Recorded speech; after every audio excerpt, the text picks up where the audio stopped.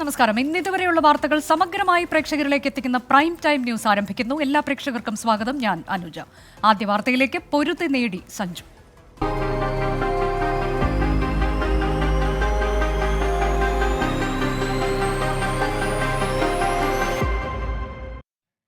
T20 ലോകകപ്പിനുള്ള Indian ടീമിൽ ഇടം നേടി മലയാളി താരം സഞ്ജു സാംസൺ.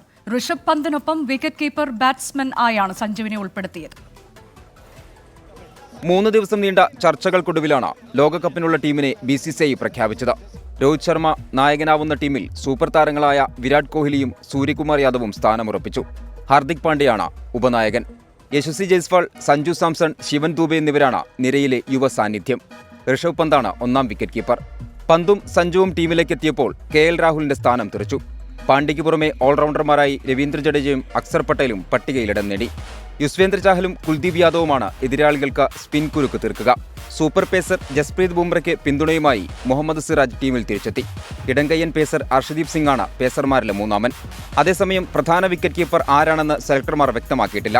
നേരത്തെ സഞ്ജു 1ാം വിക്കറ്റ് കീപ്പറാകുമെന്ന വാർത്തകൾ പുറത്തു വന്നിരുന്നു. രോഹിത്തിനൊപ്പം ജയ്സ്വാൾ ഇന്നിംഗ്സ് ഓപ്പൺ ചെയ്യും. കോഹ്ലി 3ാം നമ്പറിലെത്തും. തൊട്ടുപിന്നാലെ സൂര്യകുമാർ യാദവും പിന്നീട് സഞ്ജു അല്ലെങ്കിൽ പന്ത് ക്രീസിലെത്തും.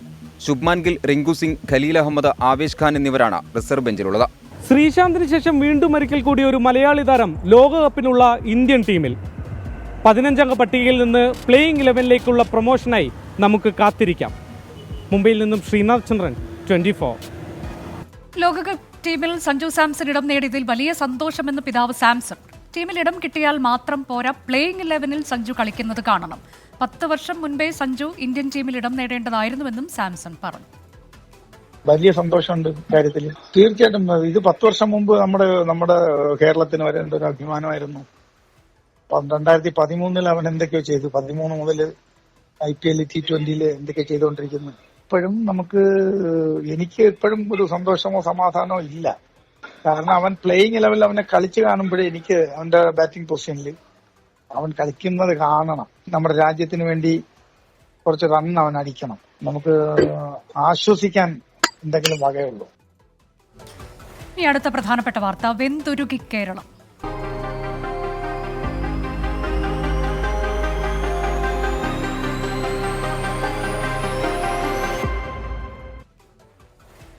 സംസ്ഥാനത്ത് കൂടുതൽ ജില്ലകളിൽ ഉഷ്ണതരംഗ മുന്നറിയിപ്പ്. പാലക്കാടിനും തൃശ്ശൂരിനും പുറമെ ആലപ്പുഴ, കോഴിക്കോട് ജില്ലകളിലും ഉഷ്ണതരംഗ മുന്നറിയിപ്പ് പ്രഖ്യാപിച്ചു. പാലക്കാട് ചാലിശ്ശേരിയിൽ വിരമിച്ച പട്ടാള ഉദ്യോഗസ്ഥന് സൂര്യാഘാതമേറ്റു. ക്ലാസുകൾ രാവിലെ 7 മുതൽ 10 മണി വരെ മാത്രമേ നടത്താൻ അനുവദിക്കുകയുള്ളൂവെന്ന് വിദ്യാഭ്യാസ മന്ത്രി വി ശിവൻകുട്ടി പറഞ്ഞു. സംസ്ഥാനത്ത് ഇന്ന് പരക്കെ വേനൽ മഴയ്ക്ക് സാധ്യതയുണ്ട്. സംസ്ഥാനത്ത് അതിതീവ്രമായ ചൂട് അടുത്ത ദിവസങ്ങളിലും തുടരും. ഉഷ്ണതരംഗ മുന്നറിയിപ്പ് തുടരുന്ന പാലക്കാട് ഓറഞ്ച് അലർട്ടും ആലപ്പുഴ, തൃശൂർ, കോഴിക്കോട് ജില്ലകളിൽ യെല്ലോ അലർട്ടും പ്രഖ്യാപിച്ചു. ആലപ്പുഴയിൽ ആദ്യമായി രാത്രികാല ചൂട് മുന്നറിയിപ്പ് നൽകി. ആലപ്പുഴയിൽ ഇന്ന് കുറഞ്ഞ താപനില സാധാരണയേക്കാൾ 4.2 ഡിഗ്രി സെൽഷ്യസ് കൂടുതലാണ്. പാലക്കാട് ഉയർന്ന താപനില 41 ഡിഗ്രി സെൽഷ്യസ് വരെയും, തൃശൂരിൽ 40 ഡിഗ്രി സെൽഷ്യസ് വരെയും, കൊല്ലം, കോഴിക്കോട് ജില്ലകളിൽ 39 ഡിഗ്രി സെൽഷ്യസ് വരെയും, ആലപ്പുഴ, കോട്ടയം, പത്തനംതിട്ട, കണ്ണൂർ ജില്ലകളിൽ 38 ഡിഗ്രി സെൽഷ്യസ് വരെയും, തിരുവനന്തപുരം, എറണാകുളം, കാസർഗോഡ്, മലപ്പുറം ജില്ലകളിൽ ഉയർന്ന താപനില 37 ഡിഗ്രി സെൽഷ്യസ് വരെയും വർദ്ധിക്കാൻ സാധ്യതയുണ്ട്. സാധാരണയേക്കാൾ 3 മുതൽ 5 ഡിഗ്രി സെൽഷ്യസ് വരെ ചൂട് കൂടാനാണ് സാധ്യത. പകൽ സമയത്ത് ക്ലാസ് നടത്തുന്നത് അനുവദിക്കില്ലെന്ന് വിദ്യാഭ്യാസ മന്ത്രി വി ശിവൻകുട്ടി. ഈ കടുത്ത ചൂട് സമയത്ത് ക്ലാസുകൾ നടത്തുന്നതും ജോലി ചെയ്യിപ്പിക്കുന്നതും ഒക്കെ അത് കർശനമായി തന്നെ നിലപാട് ഗവൺമെന്റ് സ്വീകരിച്ചിട്ടുണ്ട്. ഉഷ്ണതരംഗത്തെ ഗൗരവത്തോടെ കാണണമെന്ന് പാലക്കാട് ജില്ലാ മെഡിക്കൽ ഓഫീസർ ഡോക്ടർ KR വിദ്യ 24നോട്. ആശങ്കപ്പെടേണ്ടതെന്ന് പറഞ്ഞു കഴിഞ്ഞാൽ നമ്മൾ കുറച്ചുകൂടി പ്രിക്കോഷൻസ് എടുക്കേണ്ടതാണ്. പക്ഷേ ഈ ഒരു ഉഷ്ണതരംഗം എന്ന് പറയുന്നത് അതൊരു നമ്മൾ കുറച്ചുകൂടി കോഷ്യസ് ആയിട്ട് ഇരിക്കേണ്ട ഒരു സമയമാണ്. പൊള്ളുന്ന ചൂടിന് ആശ്വാസമായി തിരുവനന്തപുരത്ത് വേനൽ മഴ ലഭിച്ചു.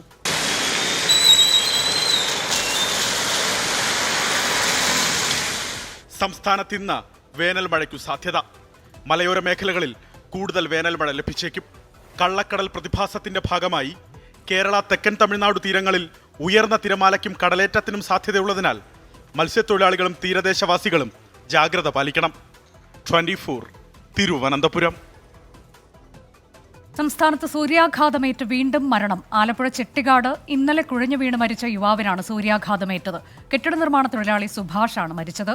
പോസ്റ്റ്മോർട്ടത്തിലാണ് സൂര്യാഘാതം സ്ഥിരീകരിച്ചത്. ഹരികൃഷ്ണൻ വിവരങ്ങളുമായി. ഹരികൃഷ്ണൻ, ആലപ്പുഴയിൽ ഇത്തരത്തിലുണ്ടാകുന്ന ആദ്യ മരണമാണ് ഇക്കുറി എന്ന് മനസ്സിലാക്കുന്നു. വിവരങ്ങൾ. ആലപ്പുഴ ജില്ലയിൽ ഈ ഉഷ്ണതരംഗ മുന്നറിയിപ്പ് എത്തുമ്പോഴാണ് ഒരു സൂര്യാഘാതമേറ്റ് ഒരു യുവാവ് മരിച്ചൊരു വാർത്ത കൂടി പുറത്തു വരുന്നത്. ഏകദേശം റിപ്പോർട്ട് ചെയ്ത ആദ്യത്തെ സൂര്യാഘാത മരണമാണ് ആലപ്പുഴ ജില്ലയിലെ. ആലപ്പുഴ ചെട്ടിക്കാട് സ്വദേശിയായിട്ടുള്ള സുഭാഷനാണ് ഇത്തരത്തിൽ മരണപ്പെട്ടത്. ഇന്നലെ ഈ കെട്ടിട നിർമ്മാണ തൊഴിലാളിയാണ്. ജോലിക്കിടെ കുഴഞ്ഞു വീട് മരിച്ചെന്നുള്ളതാണ് മനസ്സിലായത്. ഈ കുഴഞ്ഞു വീട് മരിച്ചതിന് ശേഷം ഇയാൾക്ക് ഹൃദയാഘാതവും ഉണ്ടായി. ഇയാളുടെ മൃതദേഹം മെഡിക്കൽ കോളേജിലായിരുന്നു. അതിനുശേഷം നടത്തിയ പോസ്റ്റ്മോർട്ടത്തിലാണ് ഈ സൂര്യാഘാതം സ്ഥിരീകരിച്ചത്. ആലപ്പുഴയിൽ സൂര്യാഘാതമേറ്റ് കെട്ടിട നിർമ്മാണ തൊഴിലാളിയായ യുവാവ് മരിച്ചു. ഉഷ്ണതരംഗത്തെ തുടർന്ന് 4 സംസ്ഥാനങ്ങളിൽ കേന്ദ്ര കാലാവസ്ഥാ നിരീക്ഷണ കേന്ദ്രം റെഡ് അലർട്ട് പ്രഖ്യാപിച്ചു. ആന്ധ്രാപ്രദേശ്, പശ്ചിമ ബംഗാൾ, ഒഡീഷ, ബീഹാർ സംസ്ഥാനങ്ങളിലാണ് റെഡ് അലർട്ട്. 4 സംസ്ഥാനങ്ങളിലും അതിതീവ്ര സാഹചര്യം 2 ദിവസം കൂടി തുടരും. തെലങ്കാന, കർണാടക, സിക്കിം സംസ്ഥാനങ്ങൾക്ക് ഓറഞ്ച് അലർട്ടും പ്രഖ്യാപിച്ചു. കേരളമടക്കമുള്ള മറ്റ് ദക്ഷിണേന്ത്യൻ സംസ്ഥാനങ്ങളിൽ 5 ദിവസം കൂടി കനത്ത ചൂട് തുടരും.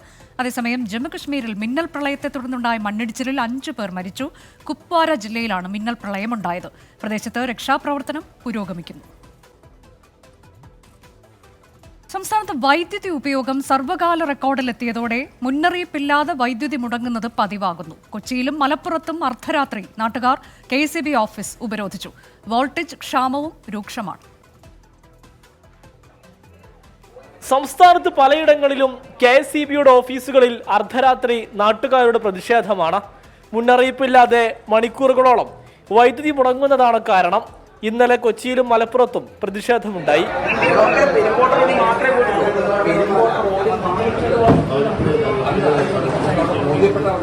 പരാതി പറയാൻ വിളിച്ചപ്പോൾ ഉദ്യോഗസ്ഥർ ഫോണെടുത്തില്ലെന്നും നേരിട്ടെത്തിയവരോട് മോശമായി പെരുമാറിയെന്നും നാട്ടുകാർ.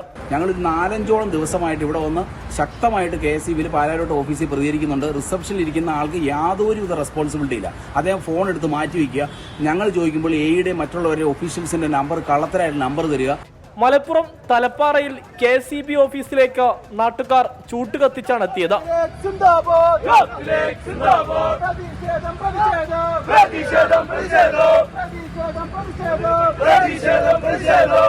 ഓവർലോഡാണ് വൈദ്യുതി മുടങ്ങാൻ കാരണമെന്ന് KCB. അതിനിടെ വൈദ്യുതി ബിൽ അടക്കാത്തതിനെ തുടർന്ന് Kochi corporation fort Kochi zonal ഓഫീസിൽ ഫ്യൂസൂരി. സോണൽ ഓഫീസിനോട് ചേർന്നുള്ള ഹെൽത്ത് ഓഫീസ്, കുടുംബശ്രീ ഓഫീസ് എന്നിവിടങ്ങളിലെയും വൈദ്യുതി വിച്ഛേദിച്ചു. 2 ലക്ഷം രൂപയുടെ കുടിശ്ശിക ഉണ്ടെന്നാണ് KCB പറയുന്നത്. 24 മലപ്പുറം. തൃശൂരിൽ ബാങ്ക് ഓഫ് ഇന്ത്യയിൽ നിന്ന് പിൻവലിച്ച 1 കോടി തിരിച്ചടയ്ക്കാൻ CPIM ജില്ലാ സെക്രട്ടറി MM വർഗീസ് ബാങ്കിലെത്തി അധികൃതരുമായി ചർച്ച നടത്തുകയാണ്. തെരഞ്ഞെടുപ്പ് സമയത്ത് പണം പിൻവലിച്ചത് ചട്ടവിരുദ്ധമായതിനാൽ പണം ചെലവാക്കരുതെന്ന് ഇൻകം ടാക്സ് നിർദ്ദേശിച്ചിരുന്നു. ഈ പണമാണ് പാർട്ടി തിരികെ അടയ്ക്കുന്നത്. പണം സ്വീകരിക്കുക ആദായനികുതി വകുപ്പിന്റെ തീരുമാനം അറിഞ്ഞ ശേഷം മാത്രമായിരിക്കുമെന്ന് ബാങ്ക് അധികൃതർ അറിയിച്ചു. അശ്വിൻ പാലാഴി ഏറ്റവും പുതിയ വിവരങ്ങളുമായി. അശ്വിൻ, ഈ പണം CPIM ചെലവാക്കിയിട്ടില്ല എന്ന് കരുതുന്നു. ആ പണം തിരിച്ചടയ്ക്കാൻ എത്തുമ്പോൾ എന്താണ് ബാങ്ക് അധികൃതരുടെ നിലപാട്? അനുജ, ഇപ്പോഴും ബാങ്ക് അധികൃതരും CPM നേതാക്കളും ഒപ്പം IT ഉദ്യോഗസ്ഥരും തമ്മിലുള്ള ചർച്ച ബാങ്കിനുള്ളിൽ, അടച്ചിട്ട ബാങ്കിനുള്ളിൽ നടക്കുകയാണ്. 4 മണിയോടുകൂടിയാണ് നേതാക്കൾ എത്തിയത്. അപ്പോൾ തന്നെ ബാങ്കിൻ്റെ ഷട്ടർ ഇട്ട് ഇൻകം ടാക്സ് ഉദ്യോഗസ്ഥരെ ബാങ്ക് അധികൃതർ വിവരം അറിയിക്കുകയായിരുന്നു. ഇതിനുള്ളിലെ നിയമപ്രശ്നങ്ങളാണ് ഈ ചർച്ച നീണ്ടുപോകാൻ കാരണമെന്നാണ് മനസ്സിലാക്കുന്നത്. കാരണം ചട്ടവിരുദ്ധമായി പെരുമാറ്റച്ചട്ടം നിലനിൽക്കുന്ന സാഹചര്യത്തിൽ പിൻവലിച്ച 1 കോടിയിലധികം രൂപ, അതാണ് CPM നേതാക്കൾ ബാങ്കിൽ തിരിച്ചടയ്ക്കാൻ എത്തിയത്. ചട്ടവിരുദ്ധമായതുകൊണ്ട് തന്നെ അത് തിരിച്ചടയ്ക്കുന്നതിൽ ഏതെങ്കിലും തരത്തിലുള്ള നിയമപ്രശ്നങ്ങളുണ്ടോ എന്നുള്ളതാണ് നിലവിലെ ഒരു പ്രശ്നം. അത് പരിഹരിക്കാനും അതിൻ്റെ മറ്റു പരിശോധനകൾക്കും വേണ്ടിയാണ് IT ഉദ്യോഗസ്ഥരടക്കം എത്തിയത് എന്നുള്ളതാണ് മനസ്സിലാക്കുന്നത്. എന്തായാലും ആ പരിശോധന അല്ലെങ്കിൽ അതുമായി ബന്ധപ്പെട്ട ആശയക്കുഴപ്പങ്ങളുമായി ബന്ധപ്പെട്ട ചർച്ച ഇപ്പോഴും പുരോഗമിക്കുകയാണ്. 2 മണിക്കൂറിനോട് അടുക്കുമ്പോഴും ഷട്ടർ തുറന്നിട്ടില്ല. CPM നേതാക്കൾ പുറത്തേക്ക് വന്നിട്ടില്ല. മറ്റേതെങ്കിലും തരത്തിലുള്ള ദുരൂഹത ഈ പണവുമായി ബന്ധപ്പെട്ടുണ്ടോ എന്നടക്കമുള്ള കാര്യങ്ങളും IT ഉദ്യോഗസ്ഥർ പരിശോധിക്കുന്നുണ്ട്. എന്തായാലും അല്പസമയത്തിനുള്ളിൽ തന്നെ ചർച്ചയും പ്രശ്നപരിഹാരവുമൊക്കെ ആയതിനു ശേഷം ഇവർ പുറത്തേക്ക് വരുമെന്നാണ് പ്രതീക്ഷിക്കുന്നത്. തെരഞ്ഞെടുപ്പ് കാലത്ത് ബാങ്ക് ഓഫ് ഇന്ത്യയിൽ നിന്ന് CPIM പിൻവലിച്ച 1 കോടി രൂപ തിരിച്ചടയ്ക്കാനാണ് പാർട്ടി അധികൃതർ എത്തിയിട്ടുള്ളത്. ഇന്നത്തെ അടുത്ത വാർത്തയിലേക്ക്. മേയർക്കെതിരെ പ്രതിഷേധം ശക്തം.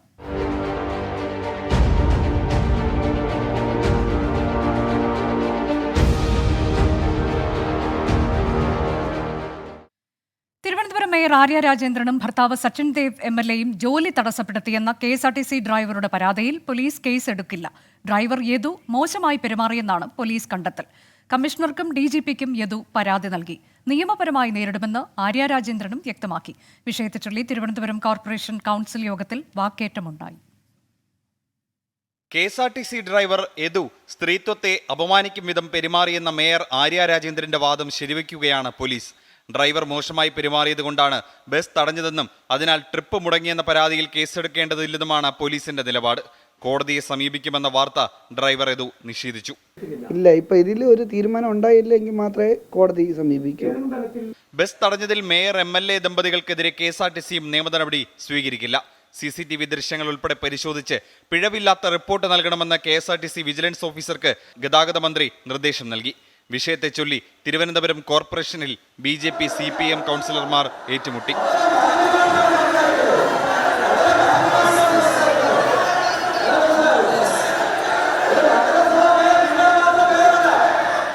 യദുവിനെ ജോലിയിൽ നിന്ന് പിരിച്ചുവിടണമെന്ന് തിരുവനന്തപുരം കോർപ്പറേഷൻ പ്രമേയം പാസാക്കി. കൗൺസിൽ യോഗത്തിന് ശേഷം വൈകാരികമായാണ് മേയർ ആര്യ രാജേന്ദ്രൻ മാധ്യമങ്ങളോട് പ്രതികരിച്ചത്. ഈ അപ്പോൾ പ്രതികരിക്കുമ്പോൾ ഉണ്ടാകുന്ന മാനഹാനിയും അതിലുണ്ടാകുന്ന പ്രയാസവുമാണ് നമ്മളിപ്പോൾ 2 ദിവസമായി കണ്ടുകൊണ്ടിരിക്കുന്നത്. എനിക്ക് വലിയ പ്രയാസമുണ്ട്. ഞാൻ ഒരു പക്ഷേ തുടർന്ന് സംസാരിച്ചാൽ വികാരത്തോടു കൂടി ഞാനൊരു പ്രയാസത്തിൽ പോകുന്നുള്ളത് കൊണ്ട് ഞാൻ പല കാര്യങ്ങളും പറയുന്നില്ല. ആര്യ രാജേന്ദ്രനെതിരെ പ്രതിഷേധവുമായി പ്രതിപക്ഷ സംഘടനകൾ രംഗത്തെത്തി.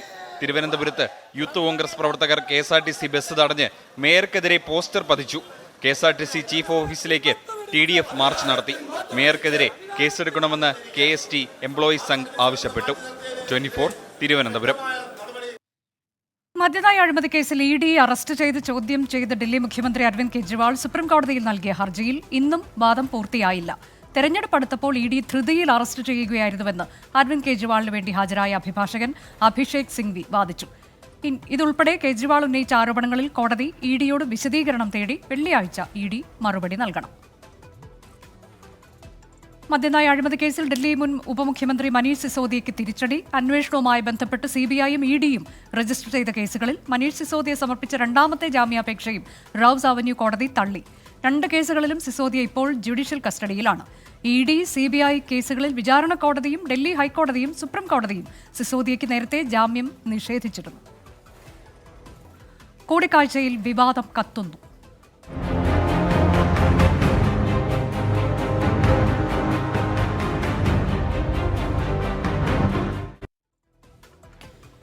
EP ജയരാജനുമായുള്ള തന്റെ സൗഹൃദം തടയാൻ ആർക്കും കഴിയില്ലെന്ന് TG നന്ദകുമാർ. K സുധാകരനും ശോഭാ സുരേന്ദ്രനുമെതിരെ ഗൂഢാലോചനയ്ക്ക് DGPക്ക് പരാതി നൽകി. EP ജയരാജൻ, പ്രകാശ് ജാവ്ദേക്കർ കൂടിക്കാഴ്ചയിലെ CPIയുടെ അതൃപ്തി പരിഹരിക്കാൻ CPIM നീക്കം തുടങ്ങി. CPIM EP ജയരാജനെ തൊടാത്തത് അഴിമതിയുടെ കൊട്ടാരം കത്തുമെന്ന് ഭയന്നാണെന്ന് K സുധാകരൻ പരിഹസിച്ചു. EP ജയരാജൻ ജാവ്ദേക്കർ കൂടിക്കാഴ്ചയ്ക്ക് പിന്നാലെ അതൃപ്തി പരസ്യമാക്കിയ CPIയെ അനുനയിപ്പിക്കാൻ CPIM ശ്രമം തുടങ്ങി. EPക്കെതിരെ നടപടിയെടുക്കാത്തതിന്റെ കാരണം CPIയെ നേരിട്ട് ബോധ്യപ്പെടുത്താനാണ് നീക്കം. പാർട്ടി സംരക്ഷിച്ചെങ്കിലും EPക്കെതിരെ പ്രതിപക്ഷ വിമർശനത്തിന് അറുതിയില്ല. CPIM EP ജയരാജനെ തൊടാത്തത് അഴിമതിയുടെ കൊട്ടാരം കത്തുമെന്ന് ഭയന്നെന്ന K സുധാകരൻ. വളരെ ആരംഭത്തിൽ ഞാൻ പറഞ്ഞത് ഒരു നടപടി ഉണ്ടാവില്ല. എന്താ കാരണം എന്നറിയോ? ജയരാജൻ ആ ഒരു അഴിമതിയുടെ കൊട്ടാരം കാത്തു സൂക്ഷിക്കുന്ന ഏറ്റവും പ്രധാനപ്പെട്ട ഒരു കക്ഷിയാണ്. അദ്ദേഹത്തെ തൊട്ടാൽ കത്തും, കൊട്ടാരം മൊത്തം കത്തും. K സുധാകരനും ശോഭാ സുരേന്ദ്രനും ചേർന്ന തനിക്കും EP ജയരാജനുമെതിരെ ഗൂഢാലോചന നടത്തിയെന്ന് കാണിച്ച ദല്ലാൽ നന്ദകുമാർ DGPക്ക് പരാതി നൽകി. ആരെങ്കിലും പറഞ്ഞാൽ അവസാനിപ്പിക്കാവുന്ന ബന്ധമല്ല EPയുമായി ഉള്ളതെന്നും നന്ദകുമാർ. ഒരു ക്വാളിറ്റി ഇല്ല ശോഭയ്ക്ക്, തട്ടിപ്പുകാരി. EP ജയരാജൻ കണ്ടു, സംസാരിച്ചു. ഞാനത് നിഷേധിക്കുന്നില്ല, അധികം നിഷേധിക്കുന്നില്ല. അദ്ദേഹത്തെ BJP ചേർക്കാനെന്ന് ശോഭ പറഞ്ഞത് വൃത്തികേടാണെന്ന് പറയണം സുധാകരൻ പറഞ്ഞത്. അങ്ങനെ ഒരു ഡയലോഗ് വച്ചിട്ടില്ല. EP കണ്ടതിനല്ല തെറ്റ്, എന്റെ കൂടെ കൂടിയതിനാണ് തെറ്റ്. ഇവർക്ക് ആർക്കെങ്കിലും എന്നോടുള്ള ബന്ധം ഉപേക്ഷിക്കാൻ പറ്റൂ? മുഖ്യമന്ത്രി അറിഞ്ഞുകൊണ്ടുള്ള പൊളിറ്റിക്കൽ ഡീലാണ് EP ജാവ്ദേക്കർ കൂടിക്കാഴ്ചയെന്ന് രമേശ് ചെന്നിത്തല ആരോപിച്ചു. ശോഭാ സുരേന്ദ്രനും TG നന്ദകുമാറിനുമെതിരെ നിയമ നടപടിക്ക് ഒരുങ്ങുകയാണ് EP ജയരാജൻ. നിയമോപദേശത്തിന് ശേഷം പരാതി നൽകാനാണ് തീരുമാനം. 24 കൊച്ചി. ഇ.പി. ജയരാജൻ പ്രകാശ് ജാവ്ദേക്കർ കൂടിക്കാഴ്ച വിവാദമായതിൽ ബി.ജെ.പിയിലും പൊട്ടിത്തെറി. ശോഭാ സുരേന്ദ്രന്റെ പ്രസ്താവനകൾ പ്രകാശ് ജാവ്ദേക്കർ ദേശീയ നേതൃത്വത്തിന്റെ ശ്രദ്ധയിലെത്തിച്ചു. ശോഭയ്ക്കെതിരെ നടപടിയുണ്ടായേക്കും. കേരള പ്രഭാരി ചുമതല ഒഴിയാൻ പ്രകാശ് ജാവ്ദേക്കർ താത്പര്യമറിയിച്ചതായി സൂചനയുണ്ട്.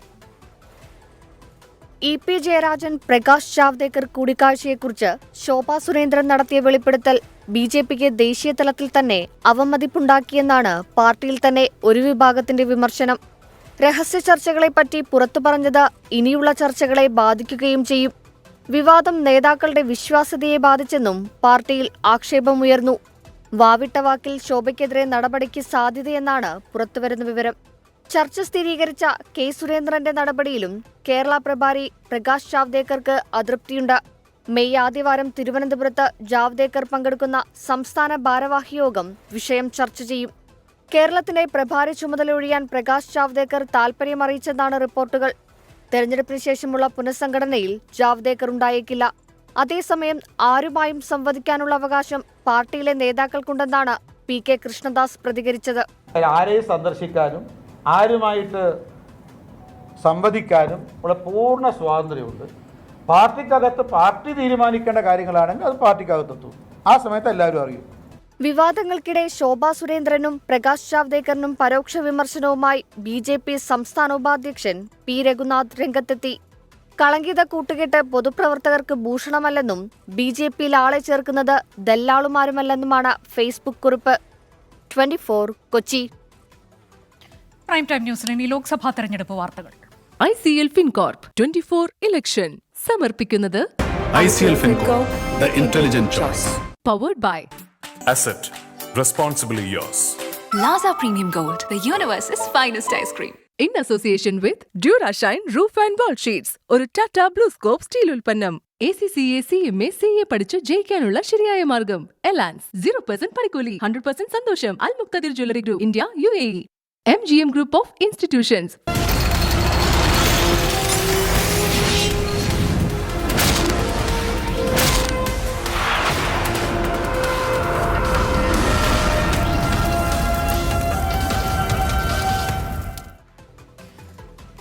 കർണാടകയിൽ ലൈംഗികാതിക്രമ കേസിൽ ഉൾപ്പെട്ട ഹാസൻ മണ്ഡലത്തിലെ NDA സ്ഥാനാർത്ഥി പ്രജ്വൽ രേവണ്ണയെ പാർട്ടിയിൽ നിന്ന് സസ്പെൻഡ് ചെയ്തു. ഹുബ്ബള്ളിയിൽ ചേർന്ന JDS കോർ കമ്മിറ്റി യോഗത്തിലാണ് തീരുമാനമുണ്ടായത്. കേസിൽ ദേശീയ വനിതാ കമ്മീഷൻ കർണാടക DGPയോട് റിപ്പോർട്ട് തേടി. രണ്ടാം ഘട്ട തെരഞ്ഞെടുപ്പിന് 3 ദിവസം മുമ്പാണ് സാമൂഹിക മാധ്യമങ്ങളിൽ പ്രജ്വൽ രേവണ്ണയുടെ അശ്ലീല ദൃശ്യങ്ങൾ പ്രത്യക്ഷപ്പെട്ടത്. മോർഫ് ചെയ്തതാണെന്ന് JDS ആദ്യം വാദിച്ചു. എന്നാൽ പീഡനത്തിനിരയായ വീട്ടുജോലിക്കാരി പരാതിയുമായി രംഗത്തു വന്നു. കർണാടക സർക്കാർ പ്രത്യേക സംഘത്തെ രൂപീകരിച്ച് അന്വേഷണം ആരംഭിച്ചു. വിഷയം കോൺഗ്രസ് രാഷ്ട്രീയായുധമാക്കിയതോടെ പ്രജ്വലിനെതിരെ നടപടി വേണമെന്ന് JDSലെ ഭൂരിഭാഗം നേതാക്കളും ആവശ്യപ്പെട്ടു. തെരഞ്ഞെടുപ്പിൽ തിരിച്ചടിയാകുമെന്ന് കണ്ടതോടെ BJPയും നിലപാട് കടുപ്പിച്ചു. ഒടുവിൽ അടിയന്തര യോഗം ചേർന്ന പ്രജ്വലിനെതിരെ നടപടി. This is shameful issue. I am not protecting any person in this kind of things. We are protested. We have fight against this kind of illegal things. We are not for that. പ്രജ്വലിനെതിരായ case ദൗർഭാഗ്യകരമെന്ന് കേന്ദ്ര ആഭ്യന്തരമന്ത്രി അമിത്ഷാ പ്രതികരിച്ചു. कुछ दिन से Congress party ने हमारे 4 से 400 पार के लक्ष्य को ट्विस्ट करना शुरू किया है और दूसरा एक अपप्रचार कर रहे हैं कि भारतीय जनता पार्टी 400 पार करने के बाद आरक्षण को समाप्त कर दी. JDS യോഗം നടന്ന ഹുബ്ബള്ളിയിലെ ഹോട്ടലിലേക്ക് കോൺഗ്രസ് പ്രവർത്തകർ നടത്തിയ പ്രതിഷേധം സംഘർഷത്തിൽ കലാശിച്ചു. ചേരിതിരിഞ്ഞ് ഏറ്റുമുട്ടിയ കോൺഗ്രസ് JDS പ്രവർത്തകരെ പോലീസ് അറസ്റ്റ് ചെയ്തു നീക്കി. 24 Bengaluru.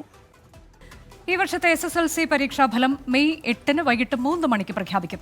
Higher secondary, vocational higher secondary ഫലപ്രഖ്യാപനം മെയ് 9 നടക്കും. കഴിഞ്ഞ വർഷത്തേക്കാൾ 11 ദിവസം നേരത്തെയാണ് ഇത്തവണ ഫലം പ്രഖ്യാപിക്കുന്നത്. ടാബുലേഷൻ, ഗ്രേസ് മാർക്ക് എൻട്രി എന്നിവ പരീക്ഷാഭവനിൽ പൂർത്തിയാക്കി. ഫലപ്രഖ്യാപനത്തിന് സജ്ജമെന്ന് പൊതുവിദ്യാഭ്യാസ മന്ത്രി പി. ശിവൻകുട്ടി വ്യക്തമാക്കി.